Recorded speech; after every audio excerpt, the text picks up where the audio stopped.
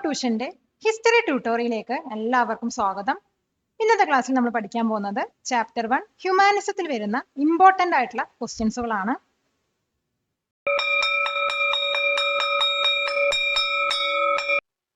Question: evaluate the significance of the statement. തന്നിരിക്കുന്ന സ്റ്റേറ്റ്മെന്റിന്റെ സിഗ്നിഫിക്കൻസിനെ കുറിച്ചിട്ട് ഇവാലുവേറ്റ് ചെയ്യാം. Statement: Renaissance was a period of transition from the medieval to the modern. Medieval പീരീഡിൽ നിന്നും modern പീരീഡിലുള്ള ട്രാൻസിഷൻ ആണ് റിനൈസൻസ്. ഇപ്പൊ റിനൈസൻസ് എന്ന് പറയുന്നത് മിഡിൽ ഏജസിന്റെയും അതുപോലെ മോഡേൺ ടൈംസിന്റെയും ഇടയിലുള്ള ടൈം ഓഫ് ചേഞ്ച് ആണ്. ഈ ഒരു പീരീഡിലാണ് മോഡേൺ വേൾഡ്, അതായത് നമ്മളിപ്പോൾ കാണുന്ന ആർട്ടും സയൻസും പൊളിറ്റിക്സും സൊസൈറ്റിയൊക്കെ ഉൾപ്പെടുന്ന മോഡേൺ വേൾഡിന്റെ ഫൗണ്ടേഷൻ ലേ ചെയ്തത്. അതുകൊണ്ടാണ് റിനൈസൻസിനെ മിഡീവൽ പീരീഡിൽ നിന്നും മോഡേൺ പീരീഡിലോട്ടുള്ള ട്രാൻസിഷൻ ആണെന്ന് പറയാൻ കാരണം. അപ്പൊ ഇതിന്റെ ആൻസർ നമുക്ക് എങ്ങനെ എഴുതാൻ നോക്കാം. Answer: The Renaissance was a time of change between the Middle Ages and modern times. This period laid the foundation for the modern world in art, science, politics, and society. These changes helped to shape the world we live in today. Question: Why were the cities in Italy different from the rest of Europe? യൂറോപ്പിലെ മറ്റു സിറ്റീസിൽ നിന്നും എങ്ങനെയാണ് Italy different ആവുന്നത്? ഇപ്പൊ Italian cities വന്നിട്ട് യൂറോപ്പിലുള്ള മറ്റു സിറ്റീസിൽ നിന്നും വളരെ ഡിഫറെന്റ് ആണ്. കാരണം ഇറ്റാലിയൻ സിറ്റീസിലുള്ളവർ വളരെ ഇൻഡിപെൻഡന്റും വെൽത്തിയും ഡൈനാമിക്കും ആയിട്ടുള്ള ആൾക്കാരായിരുന്നു. അവിടുത്തെ ട്രേഡേഴ്സിന് വന്നിട്ട് ബാങ്കിങ്ങിനെ കുറിച്ചും അതുപോലെ ഇൻഷുറൻസിനെ കുറിച്ചിട്ടൊക്കെ നല്ല അവയർനെസ് ഉണ്ടായിരുന്നു. അതോടൊപ്പം തന്നെ ചില ട്രേഡേഴ്സിന് ബുക്ക് കീപ്പിംഗ് പോലത്തുള്ള ടെക്നിക്കൽ മാറ്റേഴ്സിനെ കുറിച്ചിട്ടുള്ള നല്ല അറിവും ഉണ്ടായിരുന്നു. അപ്പൊ ഇതിന്റെ ഉത്തരം നമുക്ക് ഇങ്ങനെ വിശദീകരിച്ച് എഴുതാൻ നോക്കാം. Answer: Italian cities were more independent, wealthy, and dynamic. Traders were well aware about banking and insurance. Some of them had expertise in technical matters of trade, such as bookkeeping. Many of them had become extremely wealthy through trade. Question: What led to the emergence and domination of the new wealthy class? Which are the wealthy families emerged in Italy?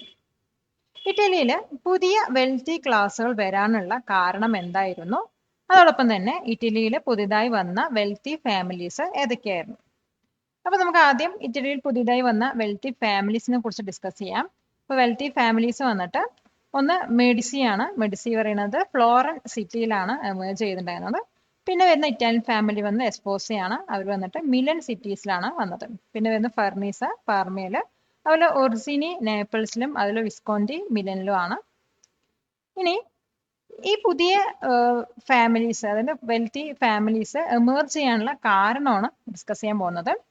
അതിൽ ഒന്നാമത്തെ കാരണം വന്നിട്ട് 11th സെഞ്ചുറിയോട് കൂടി യൂറോപ്പിൽ commercialisation start ചെയ്തു. Commercialisation പറഞ്ഞാൽ ബിസിനസ്സുകാര് അവരുടെ business എന്താണോ പ്രൊഡക്റ്റ് വിൽക്കുന്നത് അത്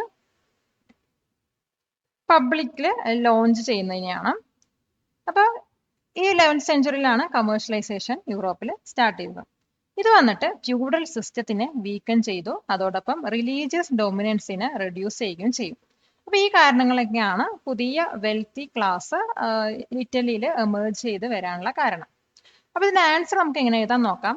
answer: By the 11th century, commercialization began in Europe. It weakened the feudal system and reduced religious dominance. This led to the emergence and domination of the new wealthy class. Question: Italian cities were wealthier compared to other European cities. Describe the circumstances that led to this. Italian cities വന്നിട്ട് മറ്റ് European സിറ്റീസിനെ compare ചെയ്യുന്ന സമയത്ത് വളരെ wealthier ആയിരുന്നു. ഇതിനെ lead ചെയ്ത സർക്കംസ്റ്റാൻസസിനെ കുറിച്ചിട്ട് describe ചെയ്യുക. ഇപ്പൊ ഇറ്റാലിയൻ സിറ്റീസ് വന്നിട്ട് മറ്റ് യൂറോപ്യൻ സിറ്റീസിനെക്കാളും വെൽത്തിയർ ആയിരുന്നു. ഇതിനെ ലീഡ് ചെയ്ത സർക്കംസ്റ്റാൻസസിൽ ഒന്നാണ് ഈസ്റ്റും വെസ്റ്റും തമ്മിലുള്ള കൾച്ചറൽ എക്സ്ചേഞ്ച് വന്നിട്ട് ക്രൂസൈഡ്സ് എനേബിൾ ചെയ്തു. അതേസമയം ഇറ്റാലിയൻ സിറ്റീസിന് വന്നിട്ട് ഈസ്റ്റേൺ ലൈഫ് സ്റ്റൈലും കൾച്ചേഴ്സിനെ കുറിച്ചിട്ട് വളരെ ഫെമിലിയർ ആയി. പിന്നെ ഇസ്ലാമിക്കും അതുപോലെ ബൈസാൻഡിയൻ എംപയേഴ്സും ആയിട്ടുള്ള ട്രേഡ് ലിങ്ക്സ് വന്നിട്ട് ഇറ്റാലിയൻ സിറ്റീസിനെ ഒന്നും കൂടി വെൽത്തിയർ ആക്കി. അപ്പൊ ഇതിന്റെ ആൻസർ നമുക്ക് ഒന്നും കൂടി എങ്ങനെ വിശദീകരിച്ച് എഴുതാൻ നോക്കാം. Answer: The Crusades enabled cultural exchange between the East and the West. Italian cities became familiar with Eastern lifestyles and cultures. Trade links with the Islamic and Byzantine empires brought great wealth. Italian merchants gained monopoly over Mediterranean trade. These factors accelerated the growth and wealth of Italian cities. Question. Discuss the impact brought about by the outbreak of the plague in 14th century in various fields in Europe. 14th century ഉണ്ടായ plague ഔട്ട്ബ്രേക്കോടുകൂടി യൂറോപ്പിലുള്ള various ഫീൽഡ്സിൽ വന്ന impact എന്തൊക്കെയായിരുന്നു? ഈ 14th സെഞ്ചുറിയിലായിരുന്നു plague അല്ലെങ്കിൽ black death ഉണ്ടായിരുന്നത്. അപ്പൊ ഈ ഒരു സമയത്ത് വന്നിട്ട് ഇറ്റലിയിലുള്ള കുറെ ആളുകൾ മരണപ്പെട്ടു. അതോടൊപ്പം തന്നെ ലേബറിൽ ഷോർട്ടേജ് വരികയും ഫ്യൂഡൽ സിസ്റ്റം വീക്ക് ആവുകയും ചെയ്തു. ആ സമയത്താണ് ട്രേഡിലൂടെ പുതിയ മിഡിൽ ക്ലാസ് ഗ്രോ ചെയ്യാൻ തുടങ്ങിയത്. അപ്പൊ അവിടുത്തെ ജനങ്ങളൊക്കെ വന്നിട്ട് ഓൾഡ് ഗ്രീക്കും അതുപോലെ തന്നെ റോമൻ മെഡിസിനൊക്കെ കുറിച്ചിട്ട് പഠിക്കാൻ തുടങ്ങി. അപ്പൊ ഇതിന്റെ ആൻസർ നമുക്ക് എങ്ങനെ വിശദീകരിച്ച് എഴുതാൻ നോക്കാം. Answer: The Black Death in the 14th century killed many people in Italy. This led to severe shortage in labor and weakened the feudal system. A new middle class began to grow through trade. People started to study Old Greek and Roman medicine when cures failed. The fear of death made them think more about life and themselves, leading to the rise of humanism. ഈ video ഉപകാരപ്പെട്ടുവെങ്കിൽ like ചെയ്യൂ, share ചെയ്യൂ. Question: explain the geographical significance of Constantinople. കോൺസ്റ്റാന്റിനോപ്പോളിന്റെ geographical സിഗ്നിഫിക്കൻസിനെ കുറിച്ചിട്ട് explain ചെയ്യുക. കോൺസ്റ്റാന്റിനോപ്പോളിന്റെ ചില geographical significance ആണ്. ഒന്ന്, ഇത് യൂറോപ്പിന്റെയും ഏഷ്യന്റെയും ഇടയിലാണ് ലൊക്കേറ്റ് ചെയ്തിരിക്കുന്നത്. അപ്പൊ ഈ സിറ്റിയാണ് ഇമ്പോർട്ടന്റ് ട്രേഡ് റൂട്ട്സിനൊക്കെ കൺട്രോൾ ചെയ്യുന്നത്. അതുപോലെ തന്നെ ഈ സിറ്റിക്ക് സ്ട്രോങ് ആയിട്ടുള്ള നാച്ചുറൽ ഡിഫൻസസ് ഒക്കെ ഉണ്ട്. അപ്പൊ ഇതിന്റെ ആൻസർ ഒന്നും കൂടി ഇങ്ങനെ വിശദീകരിച്ച് എഴുതാൻ നോക്കാം. Answer: the geographical significance of Constantinople located between Europe and Asia, controlled important trade routes, strong natural defenses, gateway to the east and west, important for empires. Question: assess the impact of the conquest of Constantinople by the Turks on the intellectual landscape of Italy. Turks Constantinople conquest ചെയ്തതോടെ ഇറ്റലിയുടെ intellectual ലാൻഡ്സ്കേപ്പിലുണ്ടായ ഇമ്പാക്റ്റിനെ കുറിച്ചിട്ട് assess ചെയ്യാം. 1453 Turks വന്നിട്ട് കോൺസ്റ്റാന്റിനോപ്പോളിനെ conquest ചെയ്തത്. അതോടെ ഇറ്റലിയുടെ intellectual ലൈഫിൽ വളരെ ഇമ്പാക്റ്റ് ഉണ്ടായി. അതെങ്ങനെയാണ് വെച്ചാൽ, ടർക്സ് കോൺസ്റ്റാന്റിനോപ്പോള് കോൺകർ ചെയ്തതോടെ അവിടെയുള്ള കുറെ സ്കോളേഴ്സ് ഇറ്റലിക്ക് മൂവ് ചെയ്തു. ഇവർ മൂവ് ചെയ്യുന്ന സമയത്ത് അവരുടെ കൂടെ ഏൻഷ്യൻ ഗ്രീക്കും അതുപോലെ റോമൻ ബുക്സും എടുത്തിട്ടുണ്ടായിരുന്നു. അപ്പൊ ഇത് വന്നിട്ട് ഇറ്റലിയിൽ പുതിയൊരു ക്ലാസിക്കൽ ലേണിംഗ് സ്പ്രെഡ് ചെയ്തു. അതോടൊപ്പം അവർക്ക് ആർട്ടിലും സയൻസിലും ലിറ്ററേച്ചറിലും ഇൻട്രസ്റ്റ് വരാൻ തുടങ്ങി. ഇത് വന്നിട്ട് റിനൈസൻസിന് ബിഗിൻ ചെയ്യാൻ ഹെൽപ്പ് ചെയ്യുകയും ചെയ്തു. അപ്പൊ ഇതിന്റെ ആൻസർ നമുക്ക് എങ്ങനെ എഴുതാൻ നോക്കാം. Answer: The conquest of Constantinople by the Turks in 1453 had a big impact on Italy's intellectual life. After the Turks conquered Constantinople, many scholars moved to Italy. They brought ancient Greek and Roman books which had important knowledge. This spread classical learning in Italy and sparked new interest in art, science, and literature. It helped begin the Renaissance, making Italy a center of ideas and culture. Question: how did the emergence of humanism impact the course of world history? Humanism എങ്ങനെയാണ് world ഹിസ്റ്ററിനെ impact ചെയ്തത്? Humanism വന്നിട്ട് റിലീജിയസിനല്ല, മറിച്ച് human ലൈഫിനും ഇമോഷൻസിനും തിങ്കിങ്ങിനുമാണ് importance കൊടുത്തിരുന്നത്. Humanist വന്നിട്ട് ഗ്രീക്കും Roman ideas ഒക്കെ പഠിക്കാൻ തുടങ്ങി. ഇത് വന്നിട്ട് ആർട്ടിലും റൈറ്റിലൊക്കെ പുതിയൊരു ഫോം ഇൻസ്പയർ ആയാൽ അവരിനെ ഹെൽപ്പ് ചെയ്തു. ഹ്യൂമനിസം വന്നിട്ട് റിനൈസൻസിനും അതുപോലെ മോഡേൺ ചേഞ്ചസിനും ലീഡ് ചെയ്തു. അപ്പൊ ഇത് എങ്ങനെ ഒന്നും കൂടി വിശദീകരിച്ച് എഴുതാൻ നോക്കാം. Answer: it shifted attention from religion to human life, emotions and thinking. Humanists studied Greek and Roman ideas which inspired new forms of art and writing. Humanism encouraged new ideas and challenged old beliefs, leading to Renaissance and modern changes. Question: what are the distinct features of Renaissance painting? Renaissance painting in the distinct features എന്തൊക്കെയാണ്? Renaissance paintings main ആയിട്ട് focus ചെയ്തത് human ഫോമിന്റെ ബ്യൂട്ടിയും ഒറിജിനാലിറ്റിയും അതുപോലെ naturalistic use of കളേഴ്സിനൊക്കെയാണ്. അതുപോലെ അവരുടെ landscape അതുപോലെ പോർട്രേറ്റ്സും oil paint use ഒക്കെയാണ് renaissance painting വരുന്ന ഡിസ്റ്റിങ് ഫീച്ചേഴ്സ്. അപ്പൊ ഇതിങ്ങനെ നമുക്കൊന്നും കൂടി വിശദീകരിച്ച് എഴുതാൻ നോക്കാം. Answer: Renaissance paintings focus on the beauty of the human form, originality, and a naturalistic use of colors. Remarkable accuracy, clarity, and meticulous attention to detail. Landscape, portraits, the use of oil paint, the use of color to illustrate light and spatial depth. Question: identify and list the common features of Renaissance painting and sculpture. Renaissance പെയിന്റിങ്ങിന്റെയും സ്കൾപ്ചറിന്റെയും common ഫീച്ചേഴ്സിനെ identify ചെയ്ത് list ചെയ്യാം.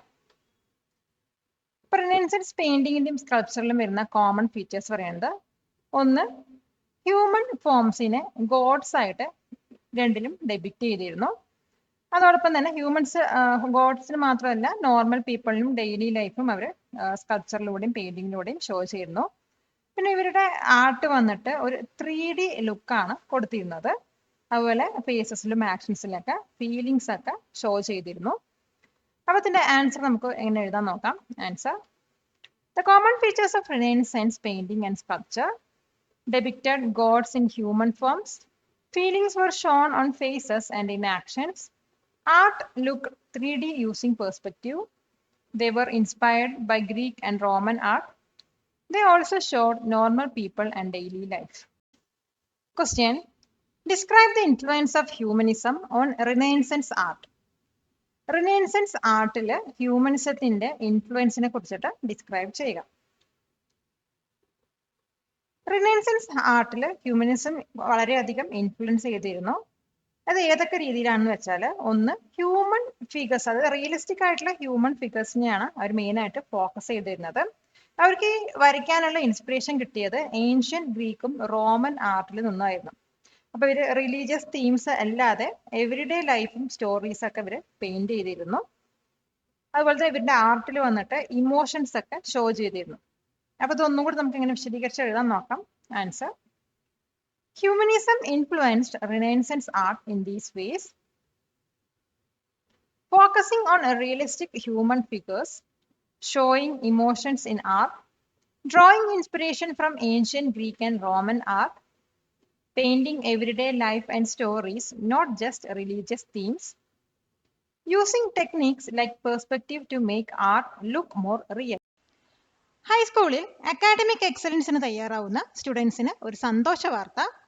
Top ട്യൂഷന്റെ experience teachers നിങ്ങൾക്ക് exceptional academic coaching നൽകുന്നു.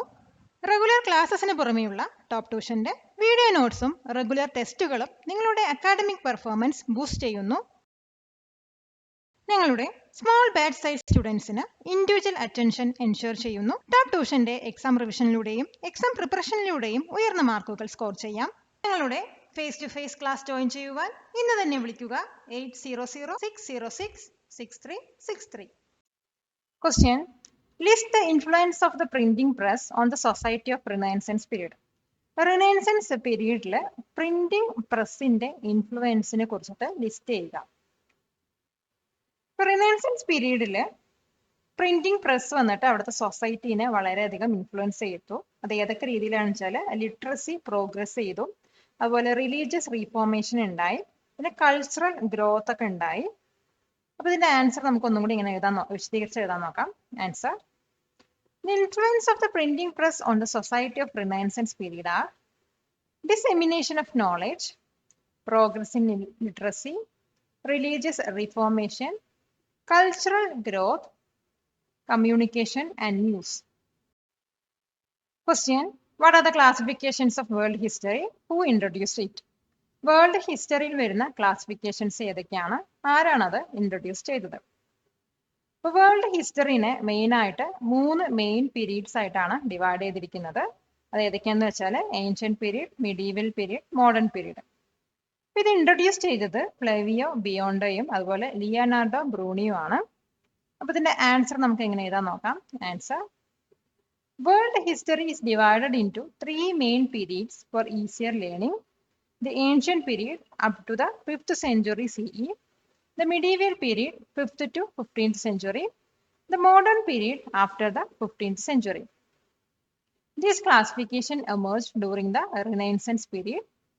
It was introduced by two Italian historians, Flavio Bionda and Leonardo Bruni. Question: Elucidate or explain the role of Renaissance in making historiography scientific.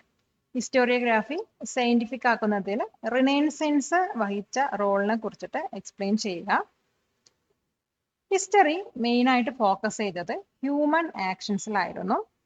Historians വന്നിട്ട് coins, inscriptions, അതുപോലെ manuscripts പോലത്തുള്ള material evidence use ചെയ്തിട്ട് historical claims support ചെയ്യാൻ തുടങ്ങി. പിന്നെ അവർ കൂടുതൽ ancient ബുക്സും പേപ്പേഴ്സും ഒക്കെ collect ചെയ്തിട്ട് അതിൽ നിന്നും സ്റ്റഡി ചെയ്യുകയും ഈ ഏൻഷ്യൻ ബുക്സും പേപ്പേഴ്സൊക്കെ പ്രൊട്ടക്ട് ചെയ്യാനൊക്കെ തുടങ്ങി. അപ്പോൾ ഇതിന്റെ ഉത്തരം നമുക്ക് എങ്ങനെ വിശദീകരിച്ച് എഴുതാൻ നോക്കാം. Answer: history began to focus on human actions instead of divine control. Stories by monks and priests about religion were replaced by human-centered ones. People started to think more critically and focus on facts, not myths. Historians began using material evidence such as coins, inscriptions, and manuscripts to support historical claims. Increased efforts on collecting, studying, and protecting ancient books and papers. Question: Describe the contribution made by Renaissance science to the progress of modern society. Modern സൊസൈറ്റിയുടെ പ്രോഗ്രസിന് വേണ്ടി renaissance science നൽകിയ കോൺട്രിബ്യൂഷൻസിനെ കുറിച്ചിട്ട് describe ചെയ്യുക. ഇപ്പോൾ modern സയൻസിന്റെ എവല്യൂഷന്റെ foundation ലേ ചെയ്തത് renaissance ആണ്. അപ്പോൾ ഈ ഒരു കാലഘട്ടത്തിൽ കോപ്പർ നിക്കസ് വന്നിട്ട് എന്താ കണ്ടുപിടിച്ച് വെച്ചാൽ, അല്ലെങ്കിൽ എന്താ പ്രപ്പോസ് ചെയ്ത് വെച്ചാൽ, യൂണിവേഴ്സിന്റെ സെന്റർ പറയുന്നത് സൺ ആണെന്നാണ്. അതിനുശേഷം ഗലീലിയോ വന്നിട്ട് അദ്ദേഹം കണ്ടുപിടിച്ച ടെലിസ്കോപ്പ് വഴി ജൂപ്പിറ്റേഴ്സിന്റെയും മൂൺസിന്റെയും അതുപോലെ സാറ്റേൺസിന്റെ ഒക്കെ റിങ്സ് ഡിസ്കവർ ചെയ്തു. പിന്നെ വന്നത് കെപ്ലർ ആണ്. കെപ്ലർ വന്നിട്ട് പ്ലാനറ്റ്സ് എലിപ്റ്റിക്കൽ ഓർബിറ്റ്സിൽ അത് വേരിയിങ് സ്പീഡിലാണ് മൂവ് ചെയ്യുന്നതെന്ന് കണ്ടുപിടിച്ചു. അപ്പോൾ ഇതിന്റെ ഉത്തരം നമുക്ക് ഒന്നും കൂടി ഇങ്ങനെ വിശദീകരിച്ച് എഴുതാൻ നോക്കാം. Answer: Copernicus proposed that the sun is at the center of the universe, not Earth.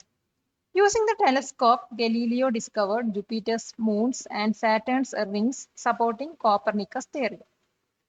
Kepler showed that planets move in elliptical orbits at varying speeds.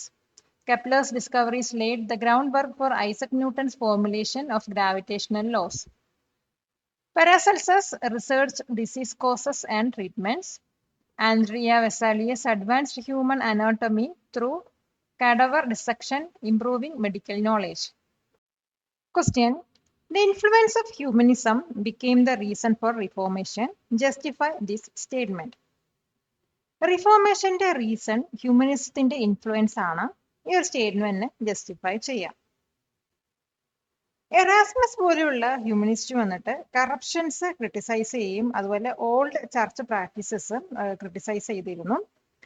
Humanism വന്നിട്ട് ജനങ്ങളിനെ ചർച്ചിനെതിരെ ക്വസ്റ്റ്യൻ ചെയ്യാൻ പഠിപ്പിച്ചു. അതോടൊപ്പം തന്നെ അവർക്ക് ഇൻഡിപെൻഡന്റ് ആയി തിങ്ക് ചെയ്യാനും പഠിപ്പിച്ചു. വിട്ടൻബർഗ് പോലെയുള്ള യൂണിവേഴ്സിറ്റീസിൽ വന്നിട്ട് റീഫോമിന്റെ സെന്റേഴ്സ് ആക്കി മാറ്റി. സെക്യുലർ ആയിട്ടുള്ള റൂളേഴ്സ് വന്നിട്ട് റീഫോർമേഷനെ സപ്പോർട്ട് ചെയ്യുകയും ചെയ്തു. അപ്പൊ ഇതിന്റെ ആൻസർ നമുക്ക് എങ്ങനെ എഴുതാം നോക്കാം. Answer: Humanists like Erasmus criticized corruption and old church practices. Humanism taught people to question the church and think independently over blind faith. Martin Luther's 95 Theses, inspired by humanist ideas, sparked debate and began the Protestant Reformation. Universities like Wittenberg became centers of reform influenced by the humanism. Secular rulers supported the Reformation to reduce. ഇതുപോലുള്ള വീഡിയോകൾക്കായി top ട്യൂഷന്റെ ഈ channel subscribe ചെയ്യൂ. Question: What was the counter reformation, or how did the Catholic Church try to reform itself during this time? Counter reformation പറഞ്ഞാൽ എന്താണ്, അല്ലെങ്കിൽ എങ്ങനെയാണ് Catholic church ഈ ഒരു കാലഘട്ടത്തിൽ അവർ സ്വയം റീഫോം ചെയ്യാൻ ട്രൈ ചെയ്തത്? കൗണ്ടർ റീഫോർമേഷൻ എന്ന് പറയുന്നത് റീഫോർമേഷൻ പ്രൊട്ടസ്റ്റിന് കൊടുത്ത കത്തോലിക് ചർച്ചിന്റെ റെസ്പോൺസ് ആയിരുന്നു. ചർച്ച് റീഫോം ചെയ്യാൻ വേണ്ടിയിട്ട് അവരൊരു കൗൺസിൽ ഹെൽഡ് ചെയ്തു. അതിന്റെ പേരാണ് കൗൺസിൽ ഓഫ് ട്രെൻഡ്. അപ്പൊ ഇതിൽ വന്നിട്ട് ബാൻ ചെയ്ത ബുക്സിന്റെ ലിസ്റ്റ് അവർ പബ്ലിഷ് ചെയ്തു. അതുപോലെ ജെസ്യൂട്ട്സ് പറഞ്ഞാൽ സൊസൈറ്റി ഓഫ് ജീസസ് വന്നിട്ട് കത്തോലിക് ടീച്ചിങ്സ് സ്പ്രെഡ് ചെയ്യുകയും ചർച്ച് അതോറിറ്റി സ്ട്രെങ്തൻ ചെയ്യുകയും ചെയ്തു. അവർ വന്നിട്ട് പുതുതായിട്ട് സ്കൂൾ ഓപ്പൺ ചെയ്തിട്ട് അതിനകത്ത് മിഷണറി വർക്ക്സ് ഒക്കെ ചെയ്യാൻ തുടങ്ങി. കൗണ്ടർ റീഫോർമേഷൻ വന്നിട്ട് ചർച്ചിൽ നടക്കുന്ന കുറെ റോങ് പ്രാക്ടീസസ് ഒക്കെ കറക്റ്റ് ചെയ്തു. അതുകൊണ്ട് തന്നെ ഇതിനെ നമ്മൾ കത്തോലിക് റീഫോർമേഷൻ എന്നും വിളിക്കാറുണ്ട്. അപ്പൊ ഇതിന്റെ ആൻസർ നമുക്ക് എങ്ങനെ വിശദീകരിച്ച് എഴുതാൻ നോക്കാം. Answer: The Council of Trent was held to reform church. Sale of indulgence, that is sin forgiveness papers, was banned. A list of banned books was published. The Jesuits, Society of Jesus, spread Catholic teachings and strengthened the church authority. They opened schools and did missionary work. The Counter-Reformation corrected many wrong practices in the church. It is also called the Catholic Reformation. Question: Compare and contrast Reformation and Counter-Reformation. Reformationും Counter-Reformationും compare ചെയ്യുക. അപ്പൊ നമ്മളിവിടെ compare ചെയ്യുന്നത് ഒരു table ഫോർമാറ്റിലാണ്. അപ്പൊ അതിനകത്ത് റീഫോർമേഷനും അതുപോലെ കൗണ്ടർ റീഫോർമേഷനും അതിന്റെ ഡിഫറൻസും പറയുന്നുണ്ട്. അതുപോലെ അവന്റെ മെയിൻ ഗോളും കീ ബിലീഫും റിസൾട്ടും ഈ 3 ടോപ്പിക്കിന്റെ അടിസ്ഥാനത്തിലാണ് നമ്മൾ കമ്പയർ ചെയ്യുന്നത്. അപ്പൊ ആദ്യം മെയിൻ ഗോൾ നോക്കാം. അപ്പൊ റീഫോർമേഷന്റെ മെയിൻ ഗോൾ വന്നിട്ട് change correct practices and new belief ആണ്. അതുപോലെ കൗണ്ടർ റീഫോർമേഷന്റെ മെയിൻ ഗോൾ വന്നിട്ട് defend Catholic faith, reform from within. അപ്പൊ ഇവർ തമ്മിലുള്ള ഡിഫറൻസ് വരുന്നത് one challenged the church, the other defended it. പിന്നെ വരുന്ന കീ ബിലീഫ് ആണ്. കീ ബിലീഫ് റീഫോർമേഷനിൽ faith alone, Bible is main authority എന്നാണ്. അതേസമയം കൗണ്ടർ റീഫോർമേഷന്റെ കീ ബിലീഫ് പറയുന്നത് faith and work, Bible and church tradition ആണ്. അപ്പൊ ഇതിൽ വരുന്ന ഡിഫറൻസ് പറയുന്നത് different views on salvation and authority. പിന്നെ റിസൾട്ട് എന്താന്ന് നോക്കാം. ഇപ്പൊ റീഫോർമേഷന്റെ റിസൾട്ട് വന്നിട്ട് Protestant church loses power. Counter റീഫോർമേഷന്റെ റിസൾട്ട് വന്നിട്ട് കത്തോലിക് റിന്യൂവൽ, സ്ട്രോങ് ഡിസിപ്ലിൻ. ഇപ്പൊ ഇതിലുള്ള ഡിഫറൻസ് വന്നിട്ട് one broke away, the other stayed and reformed. Next നമ്മൾ പഠിക്കാൻ പോകുന്നത് ഫിൽ ഇൻ ദ ബ്ലാങ്ക്സും നെയിം ദ ഫോളോയിങ് ടൈപ്പ് ക്വസ്റ്റ്യൻസുകളാണ്. Question: The dash is considered as period of transformation from medieval feudalism to modern age. Medieval feudalismത്തിൽ നിന്നും modern ഏജിലോട്ടുള്ള transformation പീരീഡിനെ നമ്മൾ എന്താണ് പറയാം? Answer: renaissance.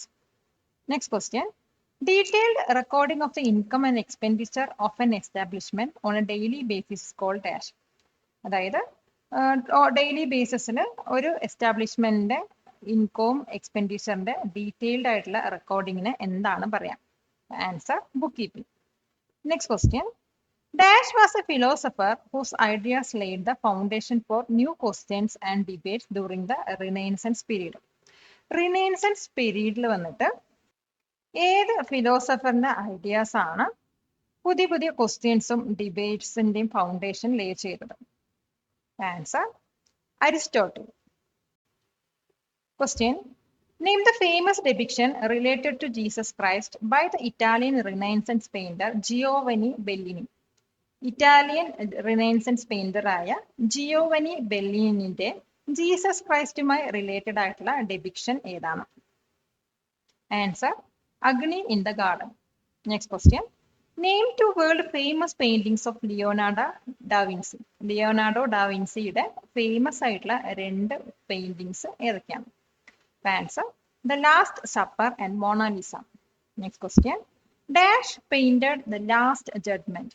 Last judgement ആരാണ് പെയിന്റ് ചെയ്തത്? Answer: Michelangelo. Question: name 2 major works of Donatello, the most important sculptors of the renaissance period.